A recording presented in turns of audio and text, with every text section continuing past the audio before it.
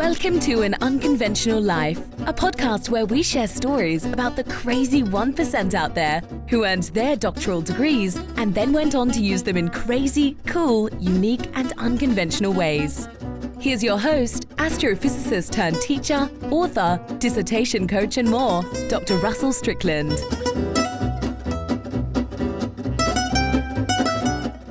Hello and welcome to An Unconventional Life. I'm your host, Dr. Russell Strickland, the founder and CEO of Dissertation Done. And today I have with me Dr. Debra Warner. I want to see if I can get through this intro because my goodness, she's a heavy hitter. Dr. Warner is a leading forensic psychologist. She's a TED speaker. She's also an author. So we're just checking all the boxes here. She works with male survivors of abuse and violence, which is an interesting niche, and I can't wait to talk about that. When I say she's an author, I mean multiple books and with multiple collaborations, and I'll leave it at that for right now. We'll talk about that. That's really interesting as well. And she has a background from Columbia University. She got her doctorate degree from the Alliant International University in Fresno, and she's been on a program with Bill Murray, but not that Bill Murray, for quite some time, and I'll let her tell you about that as well.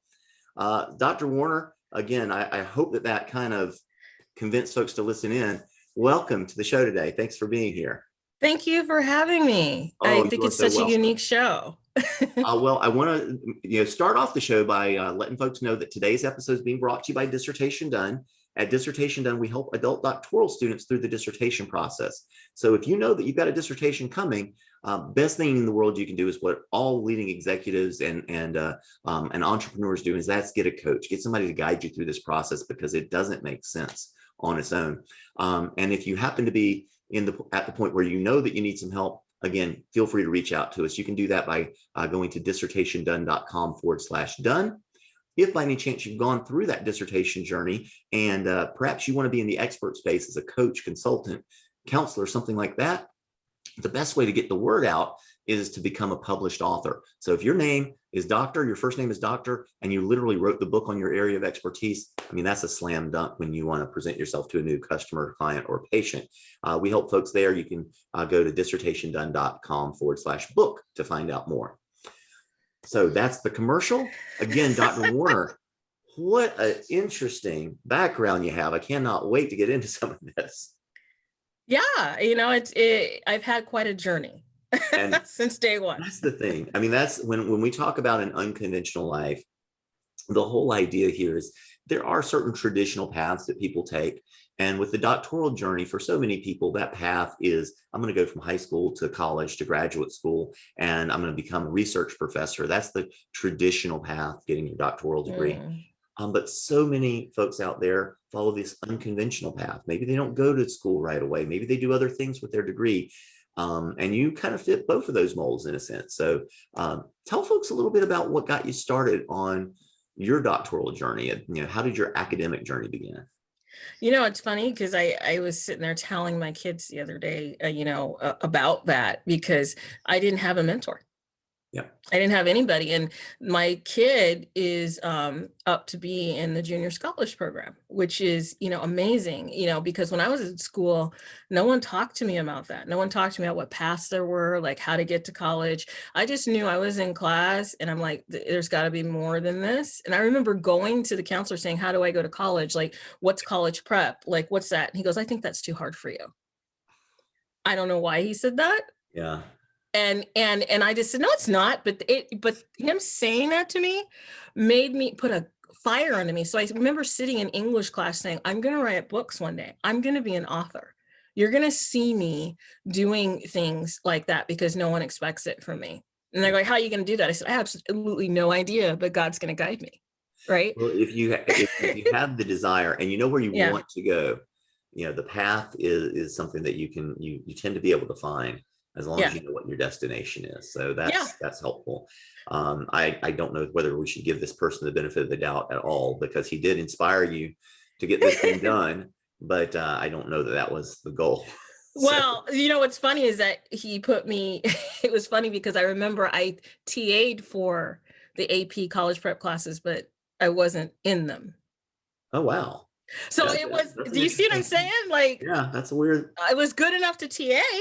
Right. And so I said, okay, well, this is what you need to do these things. So it made me go on this journey, and I went to junior college, and then I transferred. Then I met this amazing person when I was an undergraduate, and I was walking down the quad, and she goes, hi. And I said, hi. She goes, what are you doing? I said, I don't know, I'm walking. She goes, you want to go to grad school? I said, what's grad school? Like, I had no idea. Like, and she goes, okay, tell me what you want to do. I said, well, I'm studying psychology and anthropology. I was getting 2 BAs at the time because I was just an overachiever. I just thought the more I got, the smarter I'd be. I don't know. People take me seriously. So I was in a dual major, and she said, you know what, you sound like someone we'd really want. And I said, okay. She goes, give me your email and you apply here, and I'll put you on the top of the stack for admissions. And I said, sure, whatever. Okay. So she ended up being from Columbia University.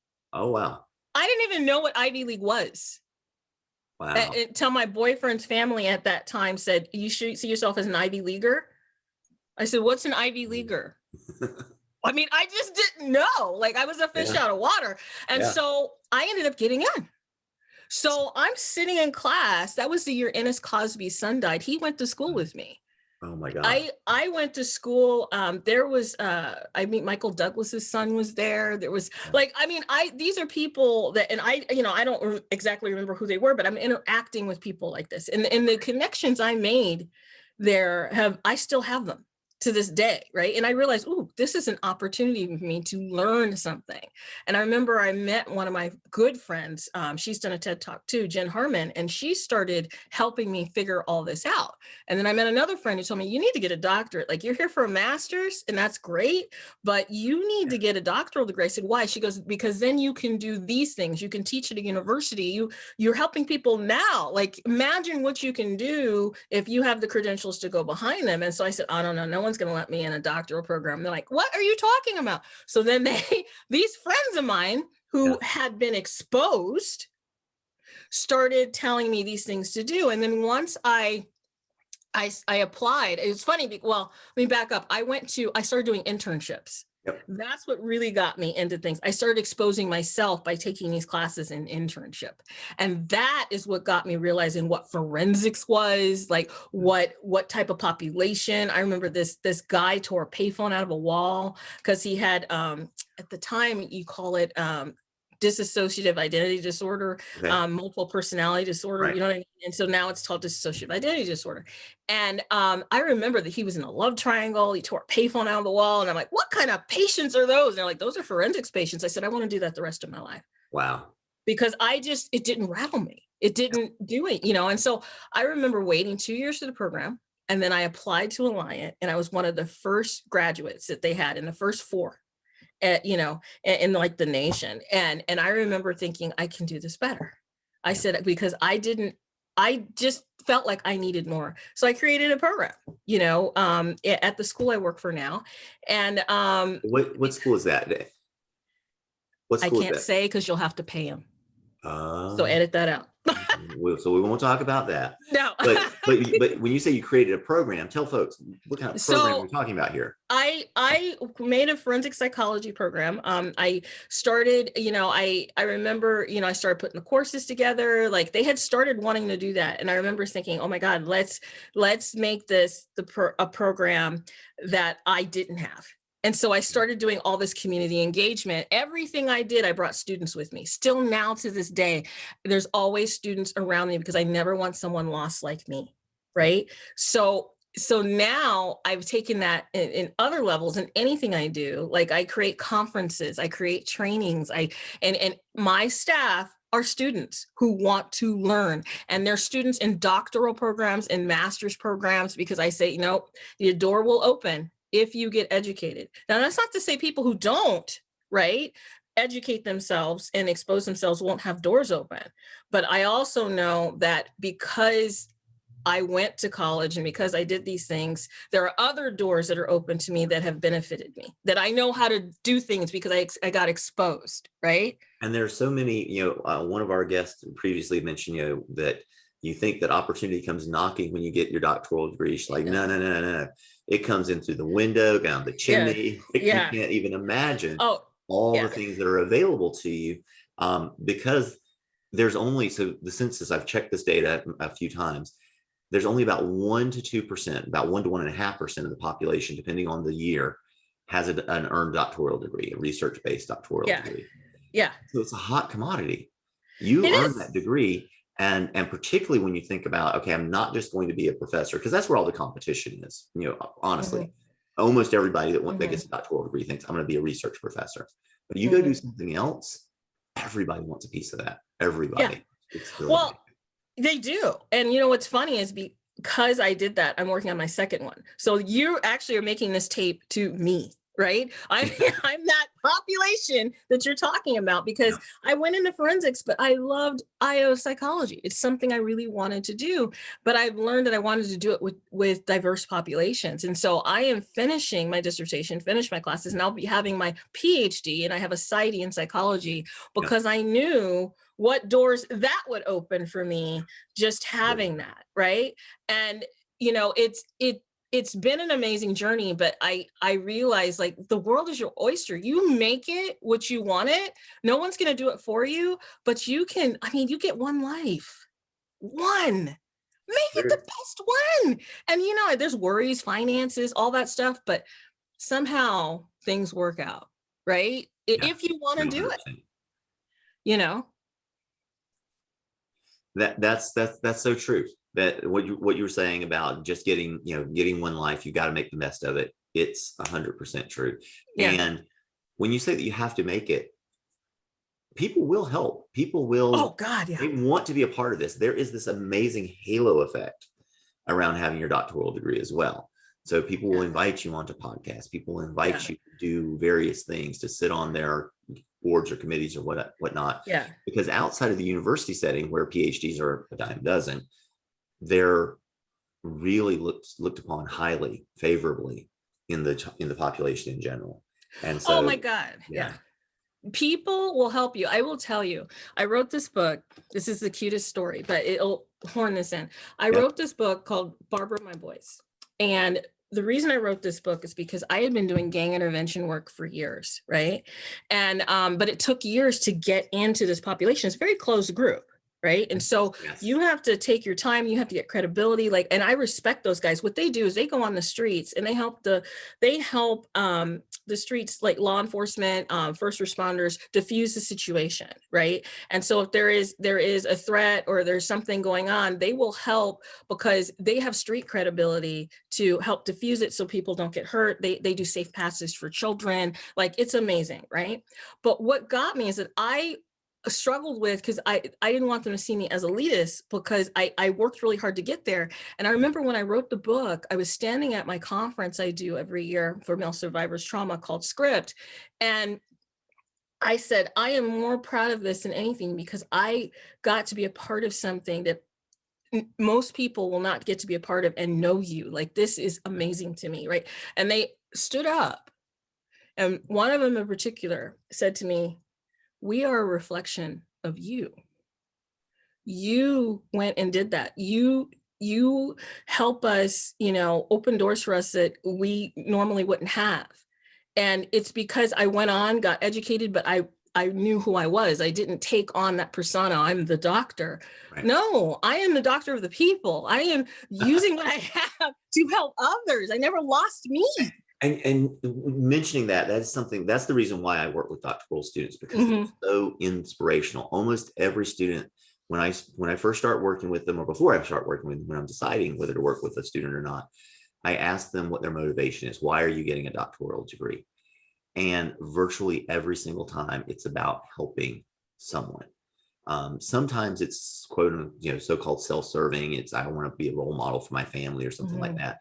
That's not all that self-serving, but that's kind of as bad as it gets. But a lot of times it's this other population. There are people in the community. There are folks that are, not heard. And to be able to go out and help make the world a better place, I think is so important and so inspirational. And it's what people find fulfilling. That's why I think we have so many doctoral students that we work with who might be in their 30s, well, not in 30s, but 40s, 50s, 60s, who are like, this is what I want to do. Is I want to be able to kind of give back to this group, and I want to do it in a way that I know that I can be effective. And so much of that is not necessarily about getting the doctoral education, which is important, but it's about getting that credential so that you're recognized for what you can deliver. Yeah. And I do know that. I know that if I didn't have the credentials, you have people who are on the internet, and I won't name names, who are offering these courses and offering these things, and they have no credentials. They're just offering them for life. And it's like, what? Like, no, you need to go get trained, because I can tell in their tapes that they have no training, and that can damage people, really damage people. Yeah, you do have to be careful to know what you're doing. I don't think you need credentials to be able to help people.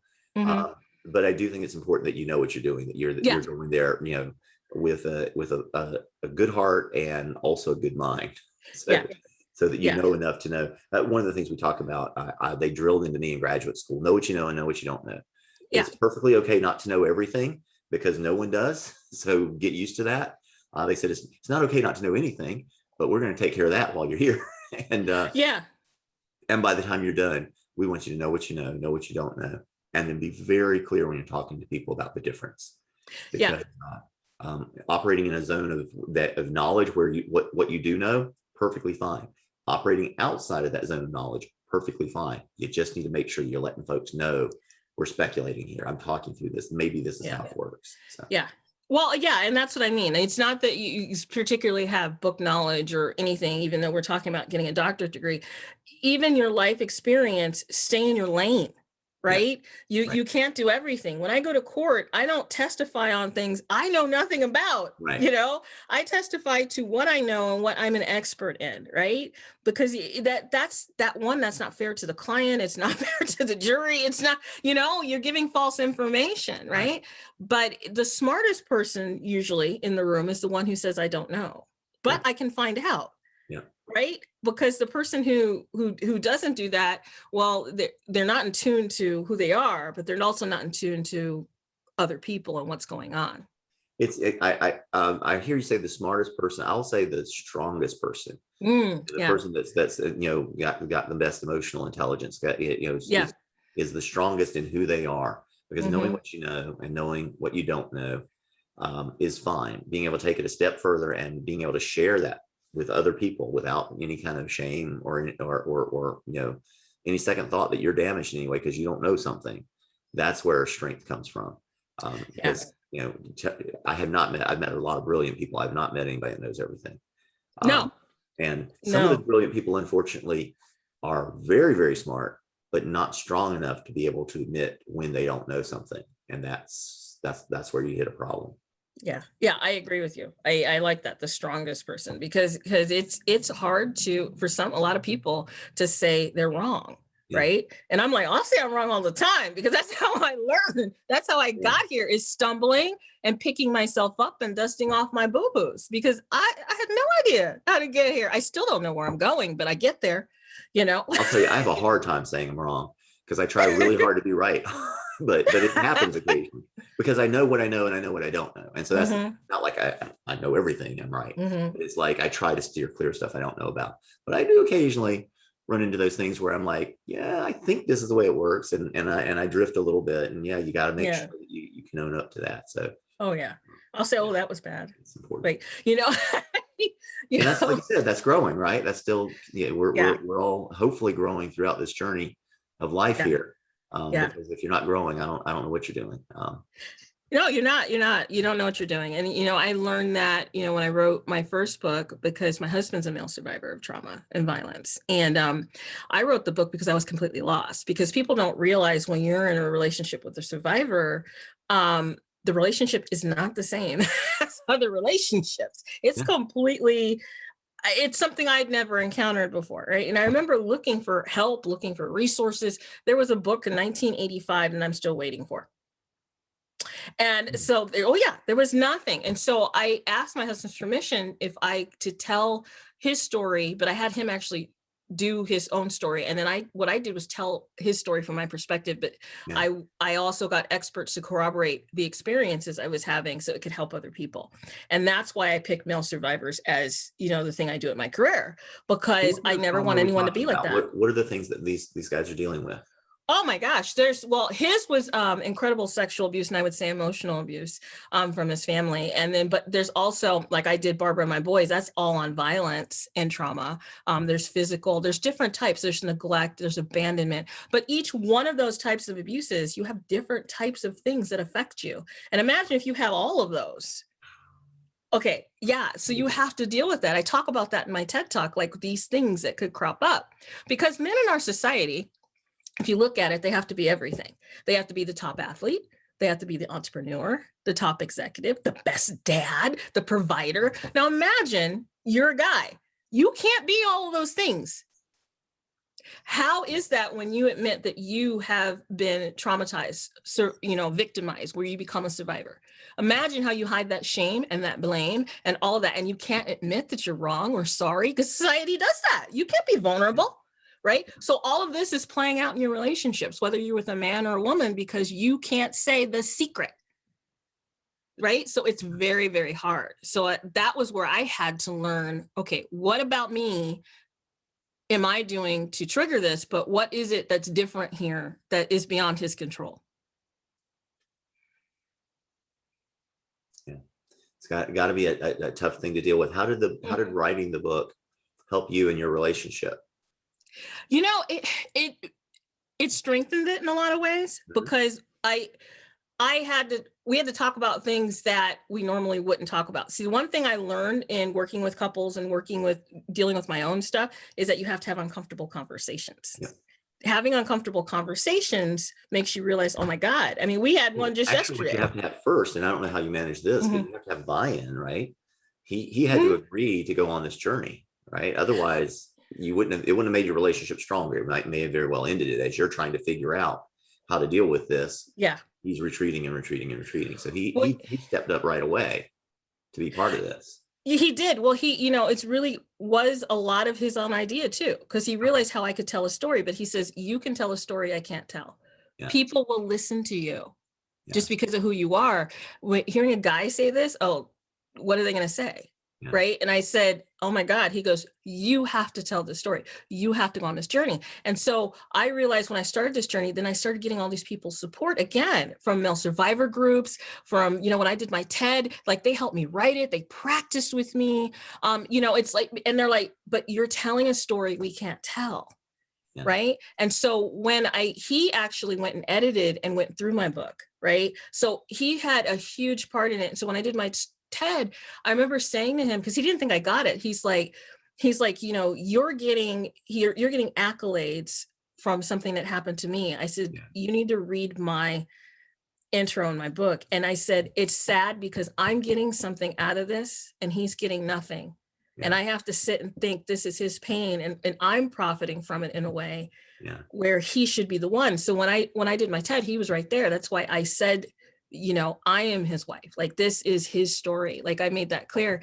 But it's like, it to me, the gender stereotypes that are in this world, where that's where it had to go, right? And then I continue this journey with my life's work. It amazes me how people, especially in this day and age, everything has happened through COVID, still have to be reminded of this inequity that's there. Yeah. Yeah. And as you were talking, it just reminded me of, all of the community that came around as you were going through this journey. This is what I hear from folks over and over and over again, that when you're out there to serve, the opportunities just come. People, you're helping these other people, so they're coming to you, and they're supporting you as you're helping them. So it's one of these amazing things that I've heard from so many folks that are going through this doctoral journey, completed their dissertations and are moving on to the next phase. I just can't encourage folks enough. If you're working on your dissertation, finish it. So finish it. This you can have this. Yeah. Don't be ABD. No, just get that no matter what. I tell people, lock yourself away, get a hotel room, just write. Like, I tell people all these things, just get it on paper. The other thing is find someone, and obviously this can sound self-serving. I'm a dissertation coach. I help people do this professionally. But it doesn't have to be me. It doesn't have to be another professional. Find someone who's going through what you're going through, or who's been through it before, who can help you make sense of it. Normalize this experience, because I've talked to thousands of doctoral students, you guys aren't all unique. You guys think you are. Everybody's going through the same thing. Yeah. And the shame and the failure that you're experiencing, that's part of the journey. And the loneliness and the confusion, again, something a lot of people experience. And having someone to guide you through that makes a lot of that a lot easier. Yeah. And it comes from places you wouldn't even expect. Everybody expects their dissertation chair to be that person, but they have tons of them. They have tons of students, and it's that person is paid to be your support system. Yeah. They're paid to make sure that you've met the credentials. They're really a grader in a sense. Yeah. Some schools call them a mentor, but they often don't even ask them to be a mentor. They just, that's the title they use. But no, your dissertation chair, your committee members, their job is to make sure that the things they don't like about your dissertation that you fix until they can't find anything they don't like about it anymore, and then they have to let you go. Some of them want you to graduate, some of them don't, but whichever they're leaning, you have to get to the point where they can say that this is a worthwhile dissertation and it deserves a doctoral degree. Yeah. And, when I sit on students' committees, one of the things I tell them is that I said, I want you to do something you like because you're going to be married to it. And I actually tell them, raise your hand, you're married to this topic. And I have them pick something that they're going to be interested in that is unique, that I said, don't just pick something because you think that's what the world wants to hear. And also your dissertation, it's great, it could help you, but it's not going to make your career. Getting the degree is going to help your career. And so you definitely need to be interested in this for the next 2 to 3 years. I tell them the exact opposite for the same reason you just did. That for the most part, your dissertation, like you said, it's not going to make your career. It's not going to be the thing. It generally, in rare instances, it has a life beyond your graduate school. It does happen. Particularly if you want it to be a research professor, then your dissertation is actually important. Yeah, it's very important. But if you want to go and do things, outside of academia, you want to write and be a coach or other things where you're working in an industry somewhere, then most likely your dissertation isn't going to follow you around. And for that reason, you're not married to it. You can change anything about it you want to at any time, as long as it's getting you closer to graduation. Yes. Versus, again, if you are trying to become a research professor, that's a different set of rules. That dissertation is your entree to your career, and you better do it. It's the foundation. I know lots of research professors in their 60s and beyond who can trace what they're doing today back to their dissertation. It's an unbroken line. Each step they take makes sense. They never said, okay, I'm done with that stuff, now I'm going to do this. Some do, but for the most of them, the whole career is set by that dissertation. Yeah. But depends on your focus. It does. That's the first thing we do. Everybody, you mentioned earlier, you got one life, right? Make it not the best life, but your best life. Where are you going? If someone tells me, hey, I want to study this topic for my dissertation because I'm fascinated by it and that's what I want to do, and we get to the point where we decide, listen, for a hobby, you could either go out and play golf or you could study this stuff, for a dissertation. It's going to cost you a lot of money to play golf, or it's going to cost you a lot of money to be in school. If you're okay with, equating those things, this is something I'm doing because I enjoy doing it. Do whatever you want to because you enjoy doing it. But if you're telling me I want to get out and graduate so I can do other things with this degree, then that's a different focus. There's no judgment on any of those focuses. You just have to know what yours is, so that you can do the right things to meet those goals. Yeah. I think we're saying the same thing, just going about it in a different way, because you do have to tick the boxes. I just want to make sure they enjoy it and it's not like grueling for them. Because you've seen those students, right? Where they have a topic and they pick it because it's personal, but it becomes one of those topics that it becomes painful because they're not enjoying it. The personal thing. The other reason why I like to steer people away from that, I know so many universities, that's the traditional language. Is immerse yourself in the literature and pick a topic you're passionate about. Yeah. And I don't know where else you immerse yourself. It sounds like a spa bath or something like that. That doesn't sound like you're getting ready to go anywhere anytime soon. So I don't like that language. And the pick a topic you're passionate about part, I tell people all the time, again, if you're in this unconventional mode of, I want to get my degree so I can go out and help people, right? Mm-hmm. If you're in that mode, then picking a topic you're passionate about is a problem for you, because your dissertation is actually not your dissertation. It's Yeah. actually your committee's dissertation. Yeah. Your name's on the label. All right. Like if you're building a suit of clothes or something like that, it's your name on the label, but they're the ones that's got to wear it. And They got to sign it. Until it fits them, you're not getting that signature. Exactly. Yeah. And it's painful to watch that student sometimes because you've said this and you see where it's going. It's like a snowball that's building at them. And you're like, oh my God, you know, when and you're passionate, you can't do it somebody Yeah. else's way. It's got to be done your way. Yeah. So I'll particularly tell folks when there is something you're really passionate about, why don't we just pick something we can get done for this dissertation? And then let's write your book, not for your dissertation committee, but for the people who you really want to help. Yeah. Put it out there in the popular press, not in the academic press. Yeah. And that's where you can go and gain some real traction doing things you want to do with your life. Yeah. Yeah. I remember my first dissertation, I did something nobody even had studied before, just because I knew that there wasn't be an argument. I could give them what they wanted and I could move on, even though I found it very fascinating. I studied attorneys and facial expression, but my whole dissertation was like 30 pages, like, because there wasn't much out there, you know? And so, but I graduated and look at what I'm doing now. Yeah.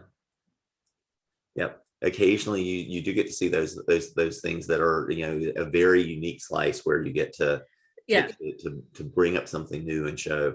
There was a story I remember from when I was in undergrad. I was an undergrad. I majored in physics and math, and if I remember correctly, there was so everybody's learned in physics that light can act like a particle or light can act like a wave, and everybody gets real confused about that because still nobody understands that. That doesn't make any sense. That doesn't jive with our understanding of the world, except that when we do experiments, that's what's going on.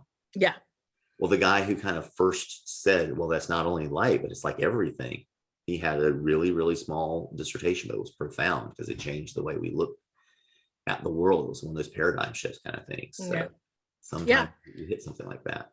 Well, and you know what? That helped me begin to network with attorneys, right? Because look at what I do now. So even though it was this thing that wasn't very big or whatever, and I graduated, I learned how to interact in those systems, right? Yes. And then I gained support, and you know, so you never know what's going to connect, you know. And when you have that doctoral degree, again, people gravitate. People want to be associated with that. There's that halo effect. There is. It's very unique, but I love that my community of color, you know, the fact that I have that is it's so they rally behind me in a way. Like, you know, it's like I could be that role model. Like when I graduated, I didn't realize how important that was, you know, to them, you know, and how they're like, oh my God. And I could go in these inner circles and they're like, you're a doctor. And I remember this little girl one time was following me in New York, like just following me. And I was like, that is so cute. Like, what is that about?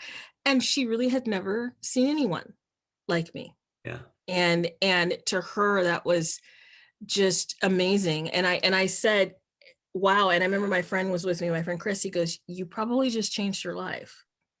In some way, you probably shaped her life in some way. And I said, oh my God. And I'm just sitting there thinking about that. But now that girl sees something possible. She sees something different, you know, and what a great thing to be able to do, you know, for a community, you know, or for just kids in general. Power and an awesome responsibility to remember that as you're going through life, that there are some people that they see that and they're like, I could do that.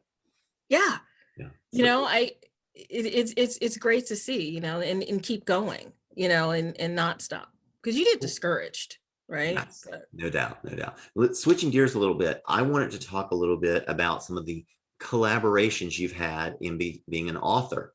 You were talking a little bit about the fact that you've written more than one book, and some of those books have been collaborations. So research professors, who are these folks you were working with?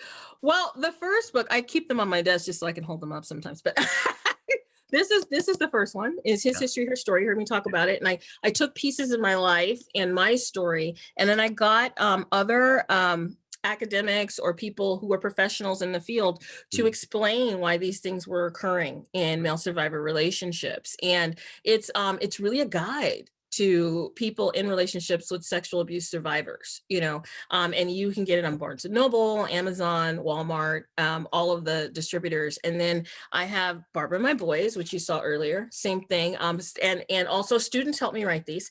And that is about gang intervention and what they do to reduce, issues in the neighborhood and everything. So you can go and check that out. But my other one that I am particularly excited about, I wrote this with my son. He was 9 at the time. It's called Beavers, Foxes, and Grizzly Bears, and Cheetahs, Fish, and Sloths too. And it's about organizational leadership. And it's really, really cute. And he made his own little theory called binary responsibility. And I remember sitting with him and I said, I always wanted to write an org psych book because that's my second doctorate in organizational leadership.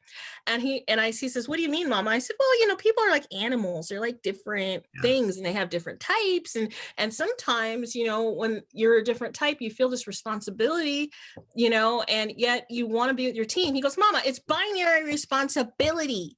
And I said, what do you mean? He goes, you feel obligated to the organization, but you still want to be with the people that have helped you get there. And you're conflicted. And I was like, oh my God. And I said, well, who's in this book? Yeah. And he goes, well, there's Leo the lion and there's the beaver, but it's Billy Beaver's job and he's getting this promotion. And I was like, okay. So every day during his summer vacation, we wrote a little bit about this book. We wrote a little bit of this story and it just came together. And then my students did all the animal facts and my husband helped with the story arc. My brother did the artwork. That's Clive Cheetah. And then, and then it's Lawrence Lion.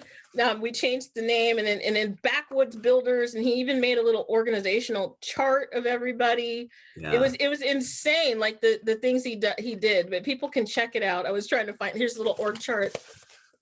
Oh, that is so amazing. But see, this is the sort of thing that you get to do. Yeah. You have your doctoral degree, you come across, and not only can you do these things, which are a blast and fun and inspirational for your kids, but also they can get taken seriously in the marketplace because this is something that has some credibility behind it. Yeah. And this summer I have 2 more books coming out. I translated the first book into Spanish and I got people to help me with that. So I got my students to translate, and then I got my book club to look over it because I go to an all Spanish book club. Yeah. And I had them go over it and make sure it was translatable. And then me and my daughter wrote a cookbook because she went to culinary school, and we wrote a cookbook for foster kids because she's adopted. So it's to help foster kids learn nutrition and learn how to cook in an inexpensive way. And that's called, what is it? Make it or bake it. And so it's cool. Really, really cool. And that one will be out too. And you can get those on Barnes & Noble and Amazon. And I definitely will send you the information so people can look it up. But I mean, I'm really excited because here's a person they said couldn't go to college prep classes, who's written 5 books, who has a YouTube channel, who has her own merchandise on Amazon, Dr. Debra's Things and More, and is still helping people and getting other people in, So it's like whoever, dude, you really missed a diamond because you saw the rough, but you didn't see inside, And for everybody out there listening, it's all about what's possible. Yeah. Just know that you can do all of these things. Don't get bogged down in what you see in your life right now, but think about where you could go. Mm-hmm. There was a great quote that it's probably not quite a quote, but the idea Tony Robbins puts out there is that people vastly underestimate or vastly overestimate what they can get done in 1 year and vastly underestimate what they can do in 10 years. Yes. And you can change amazingly, change the world in 10 years. You really can. But in 1 year, it takes a while to get going. So get your doctoral degree done. You can do that in a year. You can get it finished. Yeah. You can get that dissertation done, and it's interesting is because one of the other things I did, I said, I need a vehicle to help students do that. And, I made a networking opportunity also. With them, with the Script Conference. And, I did want to talk a little bit about that. Tell folks what the Script Conference is. So the Script Conference is a male survivor conference. It has this long name. It's like a summit of community collaboration. You can find out. I always mess it up, and it's my conference. It's just craziness. But anyways, I made it because my husband's like, one day he just, he gets mad. He goes, "You don't see me, you don't hear me." I'm like, because all male survivors feel like they're not seen or heard a lot of times. And I said, "What do you mean I don't? What are you talking about? I've dedicated my career to this." And he's like, "You don't." I said, "Okay, fine." So I made a whole conference where you have people talk about and celebrating the resiliency of male survivors, trauma and violence. And it's grown into more than that. So this year we're talking about Black Lives Matter and All Lives Matter and the Black Panthers and law enforcement sitting on the same panel talking about that. And Script is a place where we're not on titles, we're all first name. It's really a conference in reverse. It is the community coming together, telling the professionals what they need versus the professionals telling the community. Right. So they sit on the same panels. You might have ex-gang members and the mayor's office, and then the wardens of a prison on the same panels talking about the same issues. Yeah. And it's done like that so that everybody feels equal and heard. And then, we have this year, we're talking about Asian discrimination. We're talking about rape kits and how they're not processed. Like, there's not a topic, as long as it connects to how we can help a survivor feel heard, a male survivor, there isn't a topic. Parenting touches men, right? Like, sure. There's just all of that. And so I do that, but yet my students are the ones manpowering it, and they get to network with all these people. They get to learn how to get a mentor. They get to understand how to get to where they want to be, right? And it's free. That's the thing, is I only work on donations. I do all of this by donations every year. And I have like 400 people who reserve a space and get a ticket. And it's on Zoom these last 2 years, but it will be at USC the year after next, because they've agreed to give me free space. And so, I build these partnerships. I'm like, oh my God, I can do that. I didn't even think that it was possible. And I'm like, okay, great, I'll come there. But it's from networking and when you're doing good, people want to help you, They want to be a part of it. They do. They want to be a part of the movement. It's like, yay, it's just awesome. So I know that Dr. Debra has been listing out so many wonderful things that she's been up to. The books we're going to have in our show notes. So you can go to dissertationdone.com/blog and find Dr. Warner's episode there. But tell folks how they can get in touch with you if they want to continue this conversation in any way. Oh, they can go on my LinkedIn. They can go to drdebrawarner.net and look at my website. They can also look up Dr. Debra on Instagram and on Facebook. Dr. Debra Warner Psy.D and Dr. Debra. You'll put those in and you'll find me. Trust me. Right. But they can go to the Script conference. And if you want to hear other episodes, because remember you said I had that radio show with Bill Murray, who's the author. You can also find all of my 7 years, I think, worth of Q&As. Where people ask me questions on the air about child abuse or just mental health. And it's on Blog Talk Radio, and it was for NASCA, the National Association of Adult Survivors of Sexual Abuse. And you can go and listen to all of those on Blog Talk Radio. And guys, this is what happens if you get your degree done, get your dissertation done, and put yourself out there. Mm-hmm. That's what happens. So thank you so much, Dr. Warner, for being with us today. Thank you so much. Oh, and also the last thing, if you want to look at all the old Script things that happened last year on Zoom, you can actually watch those to get a taste of what's happening. So, okay. And when is that coming up? You said it's coming up July 16th and 17th, and we're going to do a mini panel on Asian discrimination on July 9th. And you can just go to thescriptconference.com and you can register for that.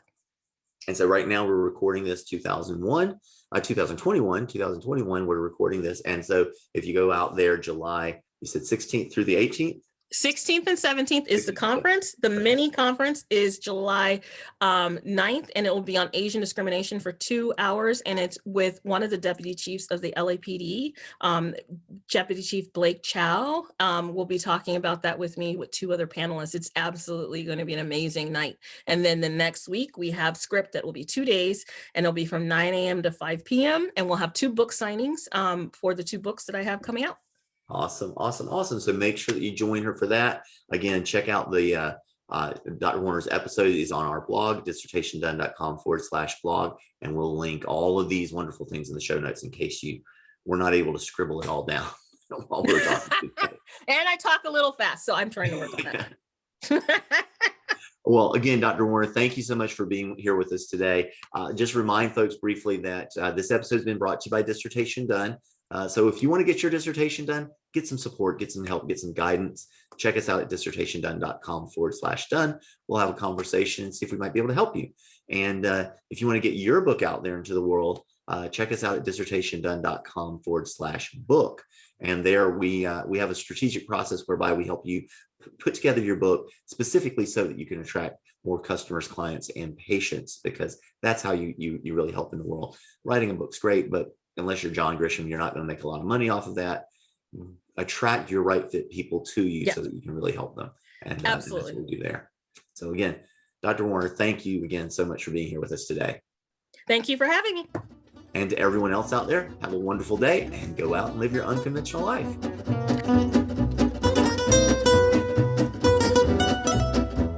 This has been An Unconventional Life. Thanks for listening. If you enjoyed today's episode, subscribe now to keep getting inspirational stories of unconventional lives as soon as they're released. Until then, go out and live your best unconventional life.